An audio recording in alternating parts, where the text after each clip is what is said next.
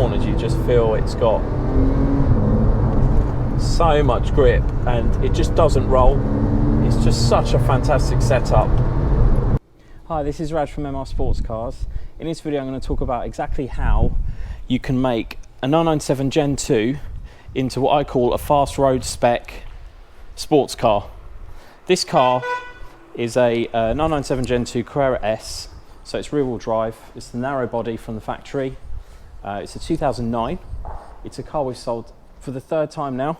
It's had 3 great owners who've enjoyed it for a couple of years and then sold it back. And over the years, it's had some enhancements, OEM plus I would call them, where they've basically, the car has been improved on in terms of how it handles and also how it looks. And I'm going to talk through some of those mods. You may have seen this video, you may have seen this car in other videos, because obviously we've done some for sale videos of this car, and also I think I've done a driving video of it in the past as well. But I thought I'd go through all of the enhancement this car has had to give you some inspiration on what you can do on your 997 Gen 2. And also some of these mods also apply to 997 Gen 1 as well, because they share the same suspension components, even the same wheels, but obviously things like the lights and things are updated on the 997-2, as well as the interior PCM and things. So the biggest differences are on the outside include the wheels were painted in gloss black, which matches that basalt black metallic paintwork, and definitely makes it look a lot meaner, a lot more aggressive. The 3/4, the rear 3 windows, so that window and the side ones have been tinted a very dark colour, very dark black, which actually doesn't make a huge difference when you're in the car. The side windows have also been, passenger side and driver side have also been tinted, but a much lighter tint.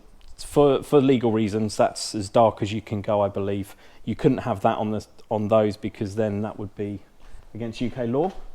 The front is actually, the front windscreen is standard with just the top tint, the grey top tint that it comes with from the factory. All of those blacked out bits really do change the look of the car. It looks very mean, very aggressive, as I said. And then the other big difference is it's fitted with H&R lowering springs. So they're lovely blue springs, and I'll just show you them actually on my laptop here. So they're supposed to lower the car up to 30 mil, and they're fitted on all 4 wheels, all 4 corners. That was done before the first time I had this car, and they're absolutely phenomenal in terms of how it changes the look, but also how it changes the handling as well. And I'll go through all of that, how it changes the handling, when I do the driving bit of this video, which is in the second part.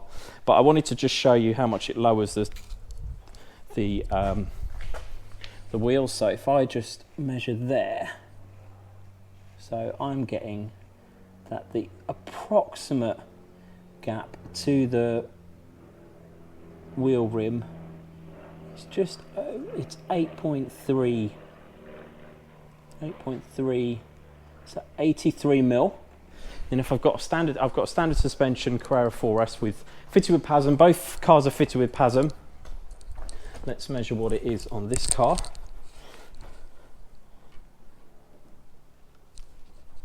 To see the difference it makes.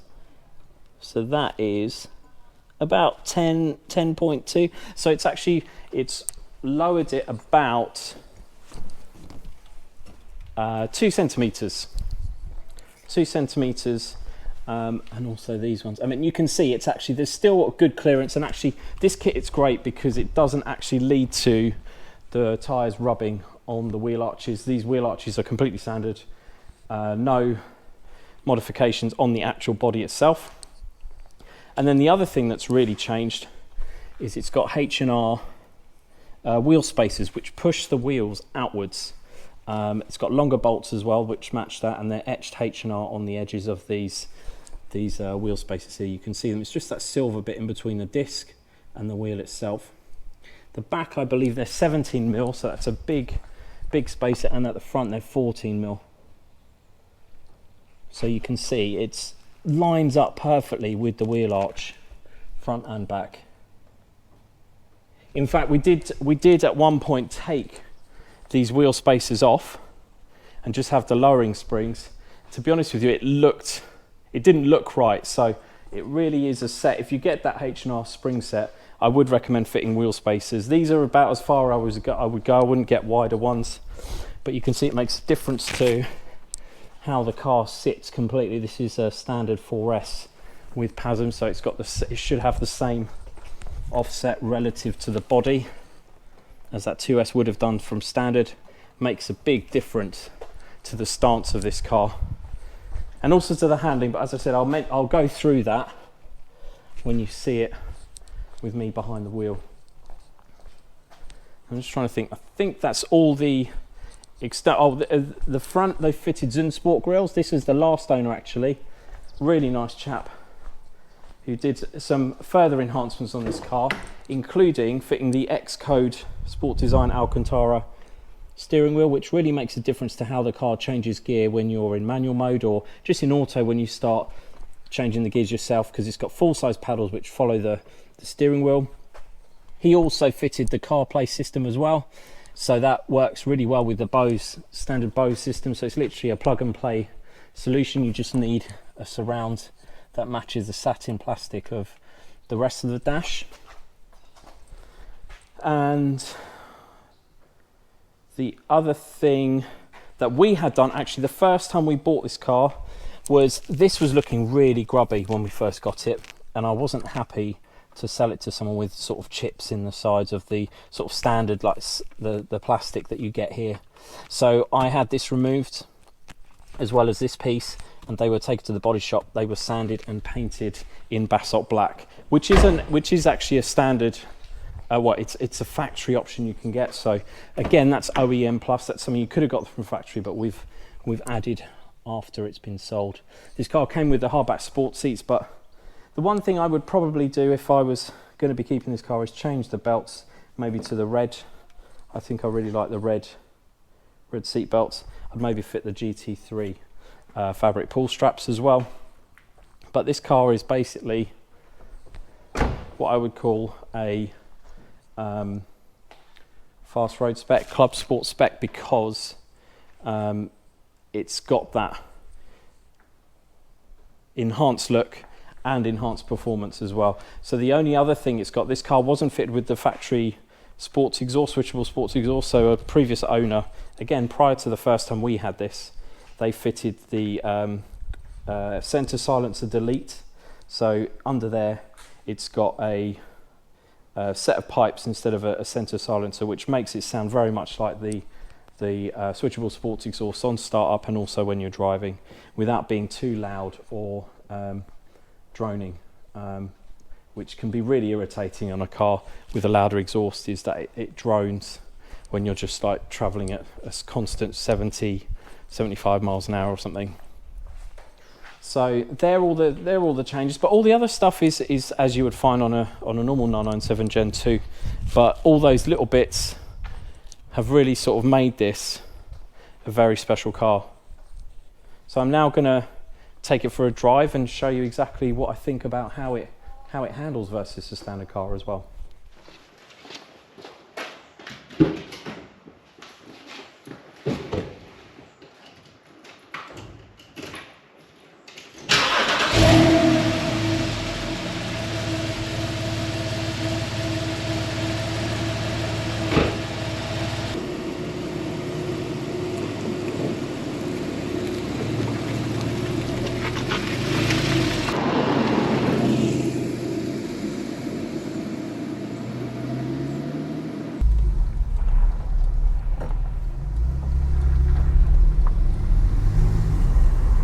Okay, so I'm now behind the wheel of this absolutely stunning 997 Gen 2 Carrera S fast road spec. I'm just going to shut the windows. I've already been through, obviously, all of the physical changes that have been done on this car over the years to make it what it is, that little bit more special. And now I'm just going to go through how it feels behind the wheel because it has got this very special wheel, the Sport Design X-Code one with the Alcantara rim, which gives you that little bit extra feel through your fingers than the leather equivalent, but it's miles better than the standard wheel that came with this car. So it wasn't even a multifunction, it was just the standard wheel with the rocker switches to change gear. As soon as you use these metal pedals, you realise that the gear change can be so much quicker. It just feels quicker, even in auto mode, in normal non-sport. This car has got a Sport Chrono Package Plus, so it has got the different modes to liven up the throttle pedal response and also liven up the gear change, so hold gears for longer, quicker shift speeds. All of that can be dialed in immediately by pressing the Sport or Sport Plus. My favourite setting is probably Sport with the gearbox set in manual mode, and then using the pedals, because they do really make you feel so much more involved. Now this car has the center silencer delete, so it's got a cross pipe, X pipe, which makes it that little bit louder at all speeds, but it doesn't drone. It's actually a really good way of getting the same sound as the sports exhaust all the time without having those valves that can seize. It's just, yeah, a great little addition. As soon as you get on a fast road, I've got it in PASM at the moment, it's a little bit bouncy because this is a pretty bad road. I tend to run it in sport without the switchable suspension enabled, so it's on the softer setting, and then it just absolutely glides over the road surface, even if there is a bit of undulation going on. Now the great thing about this setup is you don't have to worry about it bottoming out, crashing over bumps, because the IBAC system, just the springs, give you the same feel through the dampers, the same ride quality, but just lower down. So the car's just got a lower centre of gravity, and you really feel that extra 25mm of lowering just completely transforms how it holds the roads through corners, and even in the straights it just feels hunkered down, ready to go. The wheel spaces also help with that stability through corners as well, that wider wheelbase all the way round. Centre of gravity have also done their magic, overhauled all the relevant bits that were getting to the end of their life, which was all done by the previous owner. Great guy, very, very enthusiastic, and has now got a 991 4S off of us. He's done a great job in just putting the finishing touches. He put the steering wheel on, he put the Carplay system in as well.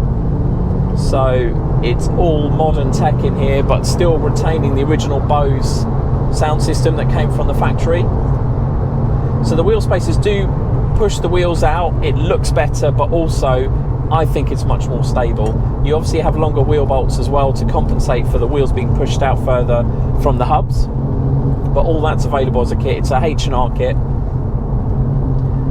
The other changes, this car has the hardback sports seats from the factory, so they do hold you in very, very well.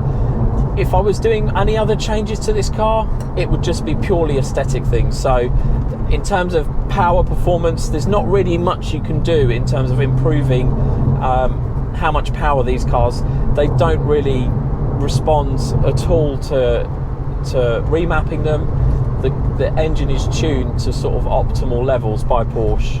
The 3.8, 385 horsepower in this car, 310 foot-pounds of torque from memory.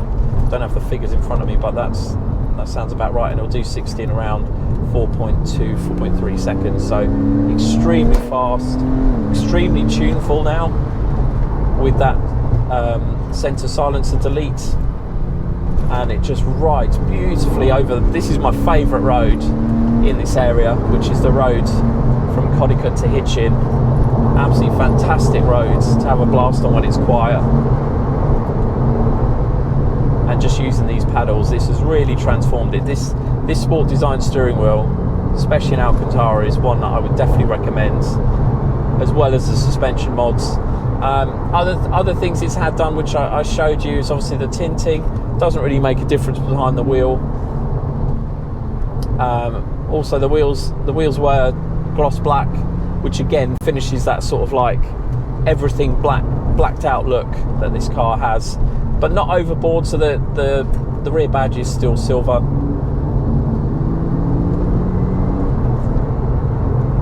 I mean, having these cars properly wheel aligned with decent tyres, this has got Michelin Pilot Sport 4S on, which for me are the best all-round tyre on these cars. At the era that they were fitted this car, they weren't actually available as N rating, but I think they are now. This car has got non-N rated Porsche 4Ss, and they just handle sublimely. Even, I mean, it's just, this car's just had an inspection as well. They had no issues with it having these tyres on, the Porsche inspections guys, because they know that they are just the perfect tyre for this, both in the wet and in the dry. It's a great all year round handling tyre.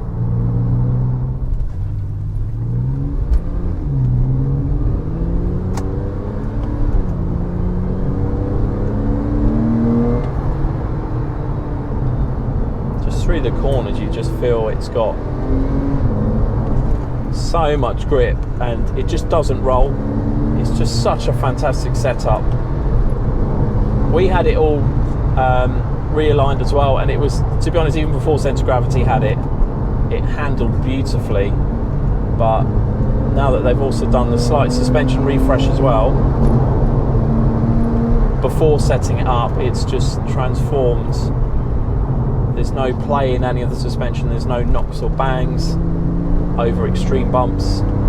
It just handles like it's on rails, which is such a cliche to say, but it really is such a fantastic performing car. You don't even have to be going 1,000,000 miles an hour, just literally 30-40 miles an hour. You just turn in and it just goes exactly where you point it. Now these cars, the 997 Gen 2s, are the last cars with the hydraulic steering, so this steering system is pretty much the optimum. 991s have electromechanical steering, which is also great, but there is just an extra level of feel and feedback through the steering system on a hydraulic system, and that's why so many people say hydraulic system's the best. This is as new as you want to get, and I kind of agree. There are other benefits of having the 991 or newer, but for steering feel, these win hands down. This is, I mean, this fast road spec car, I think, is just phenomenal because it's got so much power throughout the rev range. It's not quite as torquey as the 997 Gen 1. The responsiveness lower down in the rev range from the non-direct fuel injection cars that can't be beaten, but this is the next best engine, but it does have a much better auto box. So the PDK 7-speed dual clutch system is just unbeatable in manual or auto mode. It's just so intuitive that I wouldn't rule it out. If you're a manual gearbox purist, don't rule out this system. Go and drive one with this ZF designed with Porsche and produced by ZF box, because it is just phenomenal. In sport mode, it just completely wakes up. Sport Plus is another level in terms of how fast it shifts the gears. Even in manual, you just feel it thunk, thunk, thunk as you go through the gearbox. And relatively maintenance free. Yes, you have to get the oil change at 6 years, and then in 12 years you have the sump out, which has the filter incorporated in it, and then you do another transmission change, oil change, but that's not too bad. The clutches should last the life of the car, and we haven't had any failures of these gearboxes. We've had one where it had a temperature sensor failure, and that there is actually a repair kit from Porsche to change that out, replace the bit of wiring loom that goes to that sensor. That's a nice little repair that can be done at most Porsche specialists who've done it before. There's a proper procedure. That's the only. I've seen one car with a replacement box, but again, 6 months before that one went bang, before we had it, It was all replaced by Porsche, but 6 months prior it had a transmission oil fluid change by a non-specialist. Oh, it was a specialist, a German specialist, and I don't think they must have done something wrong, because it then started playing up not long afterwards. And really, we've had no issues with these cars in terms of leaking or so dealing with hundreds of these cars and not seeing new boxes or repairs done or leaking is a good sign that they're built to last. I just love how this car drives. I love how it looks as well on the outside. It has that sort of beautiful, sort of perfect 911 silhouette, but also it's almost like the concept car version of the 997 Gen 2, because it is sort of at the extreme in terms of ground clearance. So as you can hear, it's never rubbed the tyres over the wheel arches.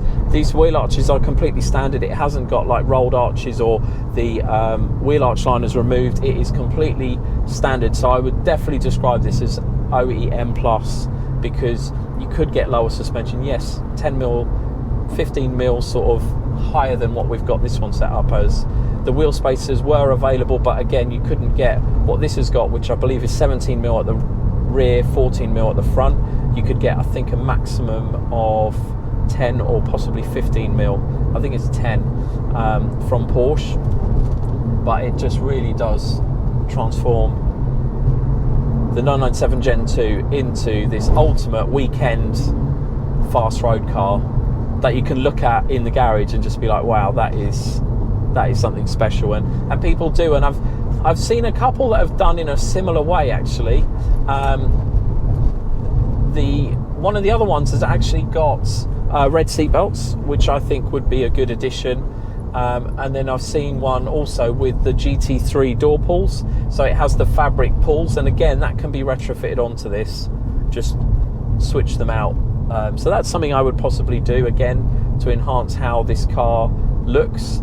But like I said, it's just aesthetic things. It's not actually anything I would change performance or suspension wise. Now this, I wouldn't put any spoilers on it or anything. I'd possibly put the Aero Kit front bumper, which has a wider center, and it's just a little bit more sculpted, so that bumper's a nice addition to put on one of these, I think.